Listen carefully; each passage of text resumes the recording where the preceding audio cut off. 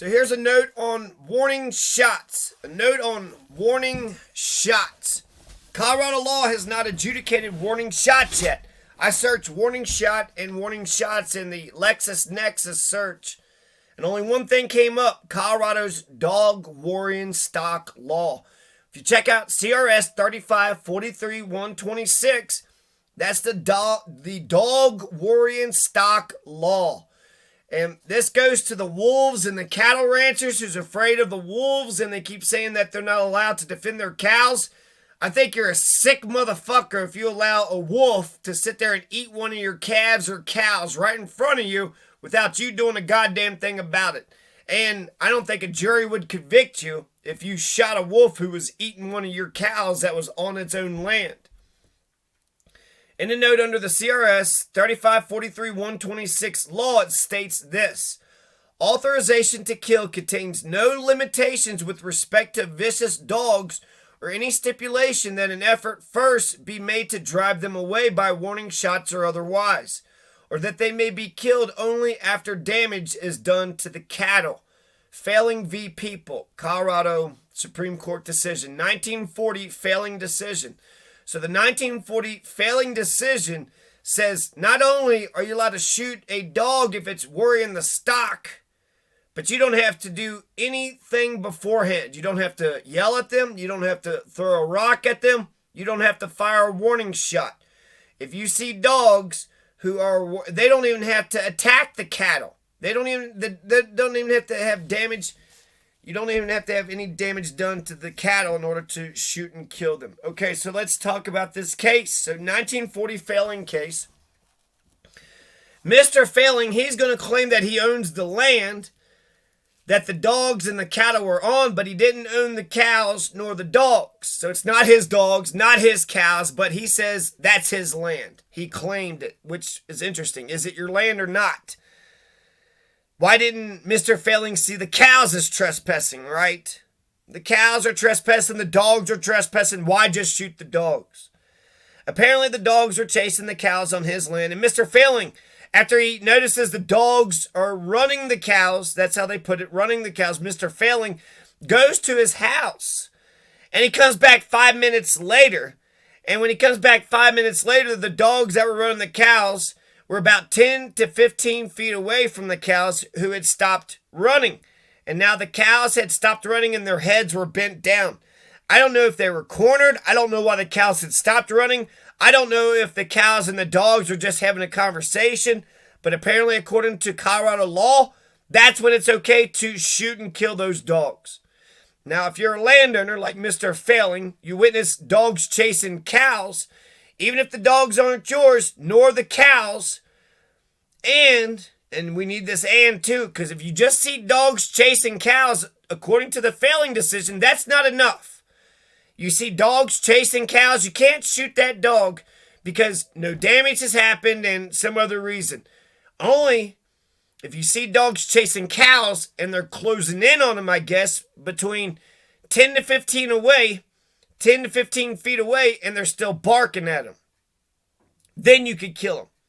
Then you can murder those dogs, and you don't have to worry about any criminal prosecution in the state of Colorado. Why? Because of CRS 3543-126. So the title of that is Dog Worrying Stock, and the body of that law, 3543-126, is this, and I'll say it 3 times because this is the law. Any dog found running, worrying, or injuring sheep, cattle, or other livestock may be killed, and the owner or harborer of such dog shall be liable for all damages done by it.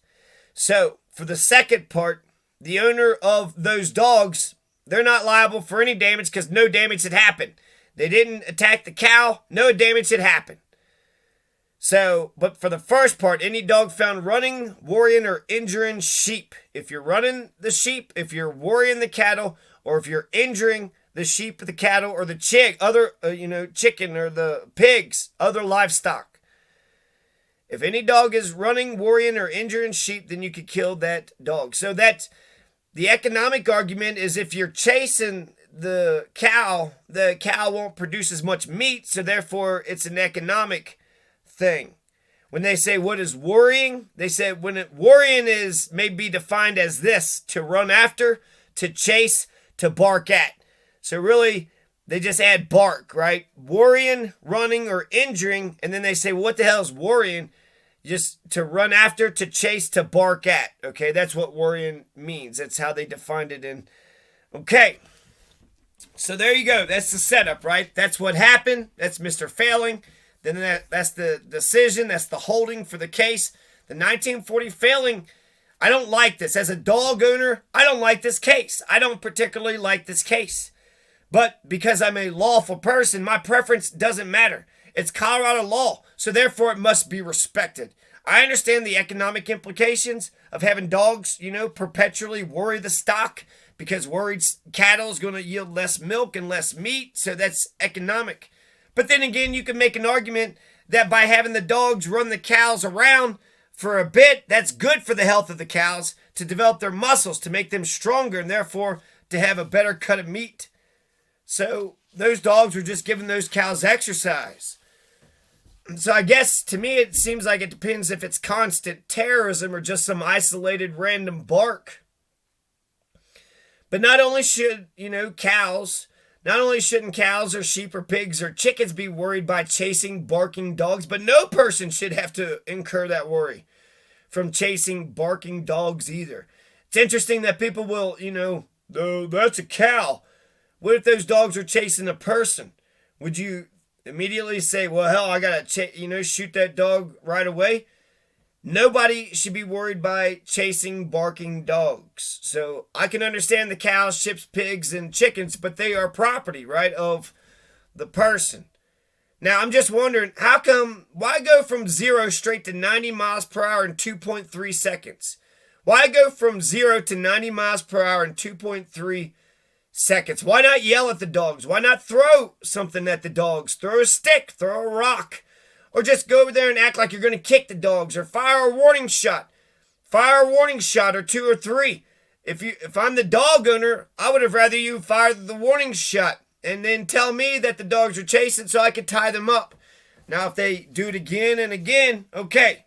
But if you had tried something else, the Failing decision basically paints the choice of two evils that Mr. Failing had to make was between the economic and the aesthetic. And Mr. Failing, well, he sided with the economic. The aesthetic, killing a dog, just looks bad? No, it doesn't. Man's best friend isn't just an aesthetic. It's like Mr. Failing in the Colorado Supreme Court in 1940. It's like they never owned a domesticated pet dog before. Dog is man's best friend for a reason. Dogs are guaranteed to protect and serve you. When we get no such guarantee from our police, dogs were buried alongside their Cherokee human masters in ancient Native American burial grounds in Kentucky. Dog has been man's best friend for thousands of years. Dogs adore man. They adore us. They worship us. Dog adores and worships man. So dogs' love and loyalty to man cannot be questioned. Even if even if the law allows such a slaying, let's assume that they interpreted that correctly. Any dog found running, worrying, or injuring sheep, cattle, or other livestock, they were running the cattle, and then they were barking at the cattle. Their heads were down, but that doesn't necessarily mean that they were worried. But let's assume that Mr. Failing was within the bounds of the law for shooting and killing those dogs. Okay, what about his conscience, though? Did he look at their faces before he shot and killed them? Did they whimper? Did he feel like a big badass? Did he feel if the dogs weren't rabid, vicious wolf dogs hell-bent on devouring your chickens and your slaying, Mr. Failing, was a major failing? And it shouldn't have happened. Those dogs could have just been some local neighborhood dogs spooking some scaredy cat cows. And if that's the case, then Mr. Failing should have been more of a dog than a cow, pig, sheep, or a chicken at that moment. Mr. Failing could have had his rifle in hand and he took off sprinting, and he could have took off sprinting towards the dogs. Go running towards the dogs. Go act like you're going to kick them or hit them. And if they aren't scared, you still got the rifle in hand. Have the rifle pointed at them. run and, sprint towards him, then jump in the air like you're going to do a flying Liu Kang kick. If you tried several different things, if Mr. Failing would have yelled at the dogs, if he would have thrown a rock at the dogs, if he would have fired a warning shot at the dogs, how close was he to the dogs?